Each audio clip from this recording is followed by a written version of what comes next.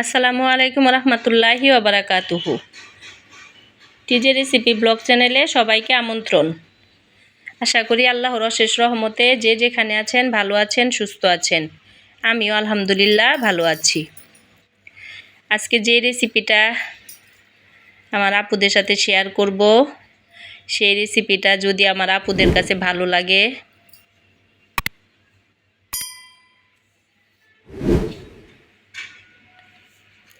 তাহলে অবশ্যই সবাই একটা লাইক দিবেন, কমেন্টে জানাবেন কেমন হয়েছে, আর চ্যানেলটা সাবস্ক্রাইব করতে মোটেই ভুলবেন না।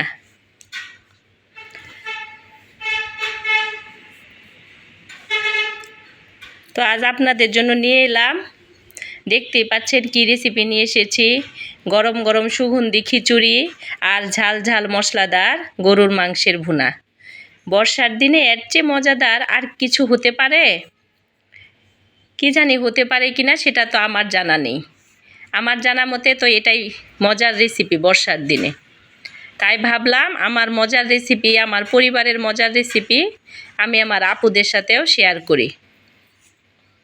তো এই তো খিচুড়িটা কমপ্লিট। তো এখন কেটে ধুয়ে পরিষ্কার করে 1.5 কেজি গরুর মাংস নিয়ে নিয়েছি। তো এখন চলুন এটা আমি কিভাবে রান্না করি সেটাই শেয়ার করব আমার আপুদের সাথে। তো আজকে যেভাবে মাংসটা আমি রান্না করলাম সেটাই শেয়ার করলাম আমার আপুদের সাথে। তো এই যে প্যান গরম হওয়ার পরে প্যানে আগে 2 কাপ পরিমাণ পেঁয়াজ কুচি দিয়ে নিলাম। পেঁয়াজটা বেশ কিছুক্ষণ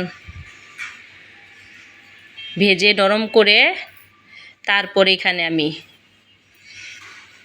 মাংসের পরিমাণ মতো রসুন বাটা আর আদা বাটা দিয়ে আগে কিছুক্ষণ ভেজে নিয়ে কাঁচা গন্ধ দূর করে তারপর দিয়ে দিলাম ধনিয়ার গুঁড়া আর দিয়ে দিলাম জিরা বাটা।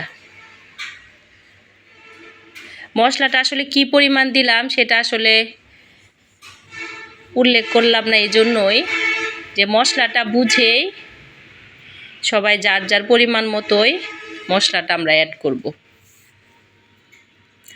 তো এই তো আবার কিছুক্ষণ নেড়ে চেড়ে তারপর দিয়ে দিলাম লবণ স্বাদ মতো।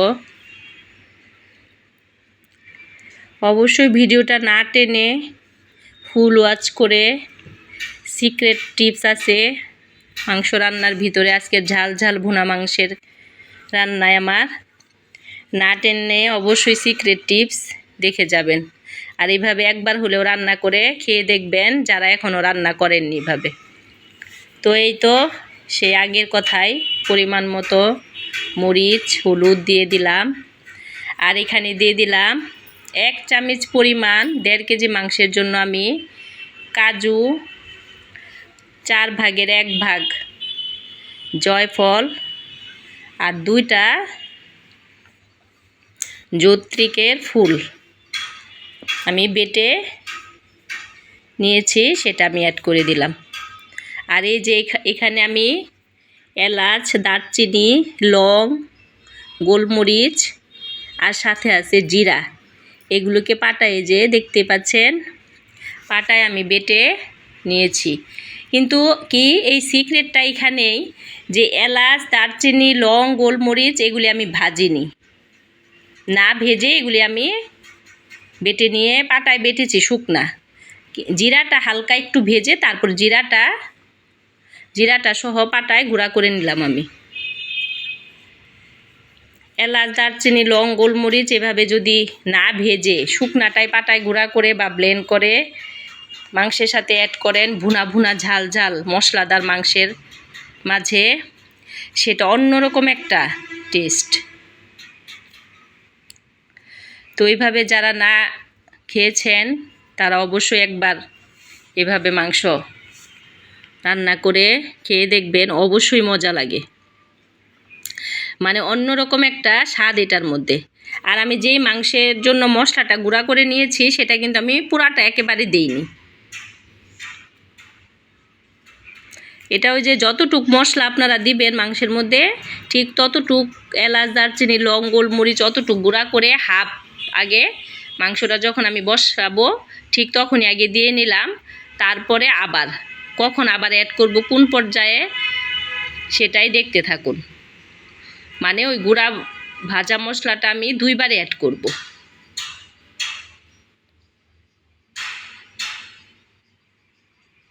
তো এই তো অফ ক্যামেরায় আমি অল্প অল্প গরম পানি, আর অবশ্যই গরম পানি ব্যবহার করব আমরা।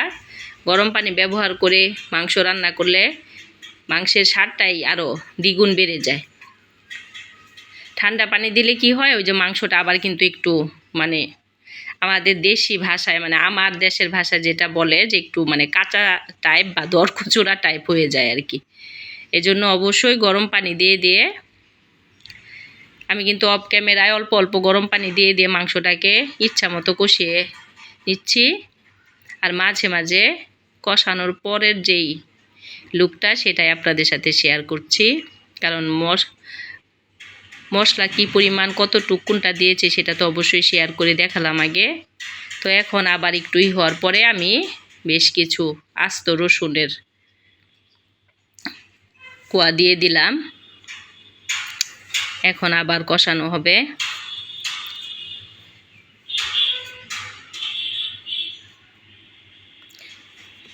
ফাইনালি কিন্তু এখন পানি দিয়ে ঝোল দিয়ে মানে সিদ্ধ হওয়ার মতো পানি দিয়ে কিন্তু এতক্ষণ আমি আবার কষালাম। এখন কিন্তু এখন মাংস কিন্তু একেবারে হওয়ার পথে। এখন আমি আবার সেই গুঁড়া করে রাখা মশলাটা কিন্তু আবার এই যে এখন অ্যাড করে দিচ্ছি। একবার মাংসটা বসানোর সময় অ্যাড করেছিলাম, এখন আবার মাংসটা হয়ে গেছে। এখন আবার সেই এলাচ দারচিনি গুঁড়া জিরার গুঁড়াটা আবার অ্যাড করে দিলাম। তো এই যে ফাইনালি দেখেন কি পরিমাণ মানে মাংসের কালারটা, আর মাংসটা দেখেই মনে হচ্ছে যে সিদ্ধ হয়ে মাংসটা আমার হয়ে গেছে। আমি কিন্তু অফ ক্যামেরায় পেঁয়াজ বেরেস্তা করে রেখে দিয়েছিলাম। এই ঝাল ঝাল মশলাদার ভুনা মাংসের এই হলো আরেকটা সিক্রেট টিপস, যে পেঁয়াজ বেরেস্তা করে আমি নিয়েছিলাম আগে, সেটা একদম মাংস হওয়ার খুব কাছাকাছি সময়ে আমি বেরেস্তা পেঁয়াজগুলি একটু চাপ দিয়ে ভেঙে এখন আমি মাংসের সাথে অ্যাড করে দিলাম। এইভাবে মাংস রান্না করে যারা না খেয়েছেন অবশ্যই খেয়ে দেখবেন, যে বিয়ে বাড়ির স্টাইলে বাবুর্চিরা কিন্তু এইভাবেই মাংসটা ঝাল ঝাল ভুনা যে মাংসটা এভাবেই রান্না করে। অবশ্যই কিন্তু পেঁয়াজ বেরেস্তা যারা না দিয়ে খেয়েছেন অবশ্যই আপুরা দিয়ে রান্না করে দেখবেন, কেউ কিন্তু মিস করবেন না। তো এই তো ফাইনালি আমার খিচুড়ি। তো চলুন এখন খাওয়ার পর্ব। তো দুঃখিত আপুদেরকে না নিয়েই আমার একাই খেতে হচ্ছে আমার পরিবারকে নিয়ে। তো এই তো ফাইনালি আমার মাংসের লুকটা দেখেন কেমন।